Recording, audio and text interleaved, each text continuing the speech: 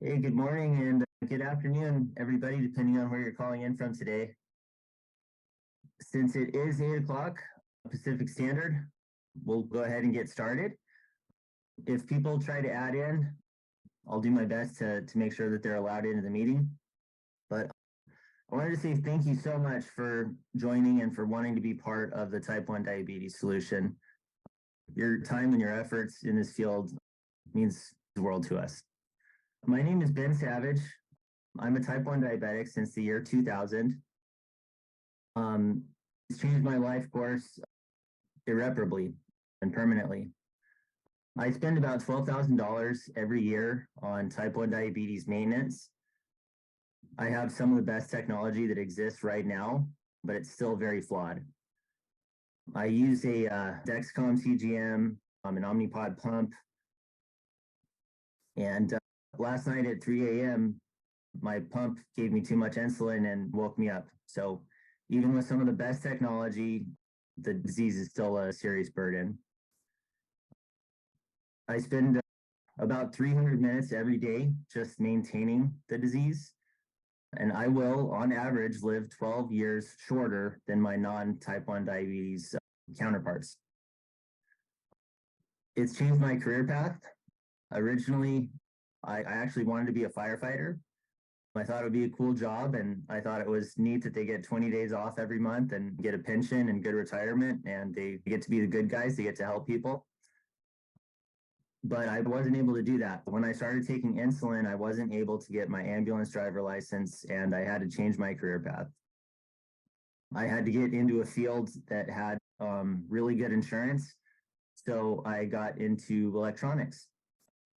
So I did all sorts of engineering, manufacturing, and then I found out about the Dexcom device through some testing. So I would, on the side, participate in different medication and device tests to try and make my own disease easier to manage and help bring technology to all of us faster.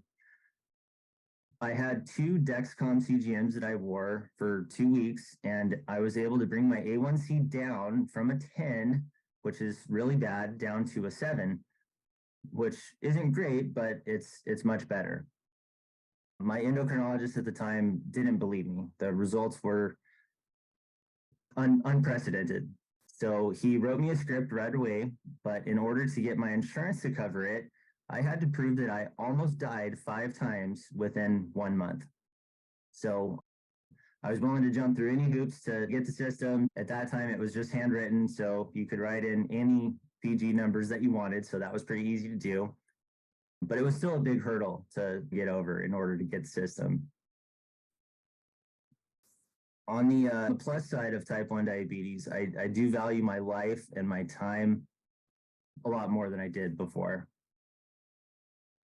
I have a very good diet.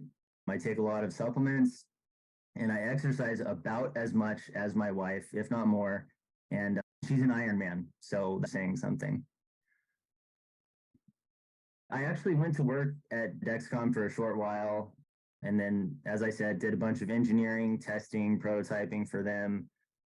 Got to be a part of some other really cool device creations, prototyping, engineering projects for the NIH. It was a really rewarding and exciting career, but I always wanted to get closer to T1D. I always wanted to be part of, a permanent solution, a cure. At our wedding registry, I actually had one of the large nonprofits on the registry. So people could donate to this nonprofit.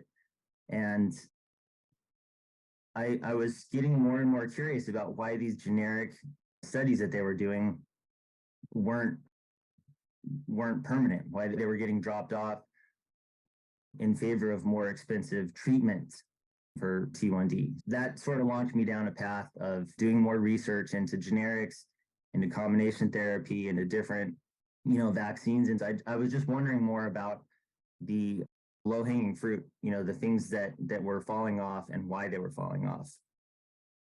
So from there, that just launched my passion for information. Type 1 diabetes, as an overview, The disease was first documented 3,000 years ago in Egypt, and people found that ants were going to streams of urine of people that were wasting away and then dying.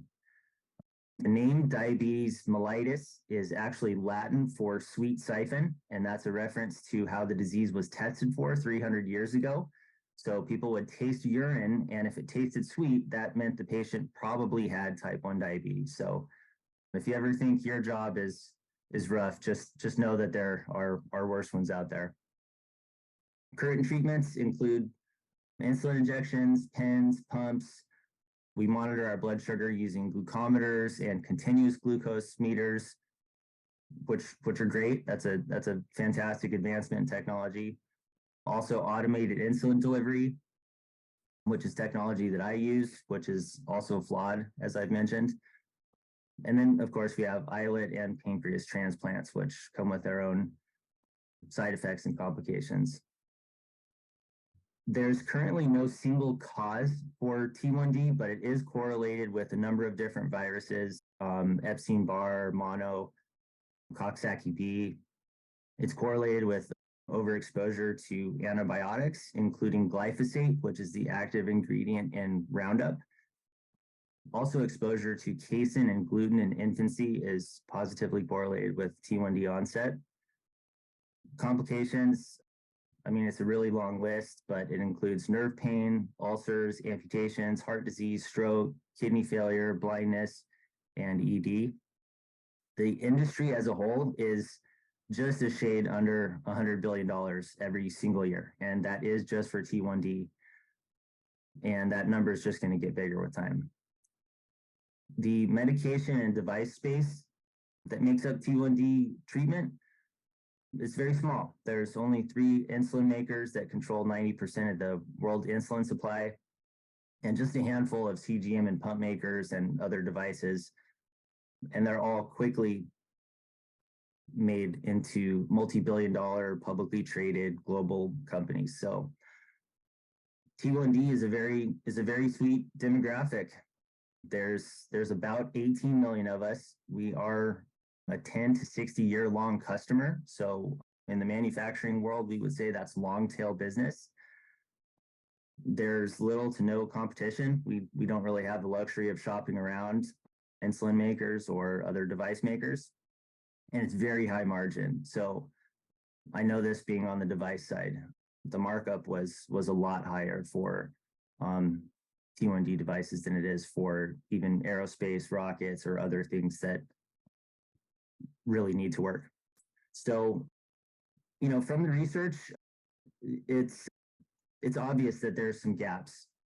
We all wouldn't be on this call if there weren't some gaps. So the disease, you know, still exists. The treatment's just getting more expensive with time, but the location of the gaps is what's of interest. So in between the NIH launching a probe and the clinical stages and getting picked up by pharma, there's a gap. Someone needs to pick up the slack. So that's where T1Cure comes in. So